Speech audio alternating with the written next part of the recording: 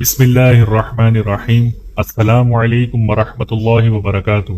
اور آج کی ہماری اس ویڈیو کا عنوان ہے حضور نبی اکرم صلی اللہ علیہ وآلہ وسلم کے 10 اقوال۔ مسلمانوں میں سب سے بہتر گھر وہ ہے جس میں یتیم ہو اور اس سے بہتر سلوک کیا جائے۔ ذخیرہ اندوزی کرنے والا آدمی کتنا برا ہے۔ اگر اللہ تعالی چیزوں کا نرخ سستا کرتا ہے تو اسے غم ہوتا ہے، اور جب قیمتیں چڑھ جاتی ہیں تو خوشی سے پھولا نہیں سماتا۔ عمل علم کو آواز دیتا ہے، پس اگر وہ جواب دے تو ٹھہر جاتا ہے، ورنہ کوچ کر جاتا ہے۔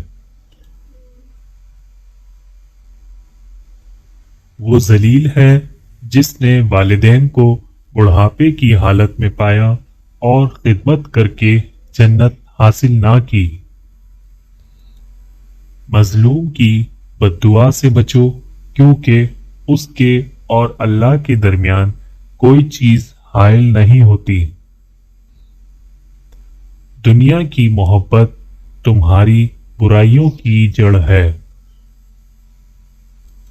زیادہ نہ ہنسو، زیادہ ہنسنے سے دل مردہ ہو جاتا ہے۔ جب تم میں سے کسی کو غصہ آئے تو وضو کر لے۔ گھر لینے سے پہلے پڑوسی کو دیکھ لو۔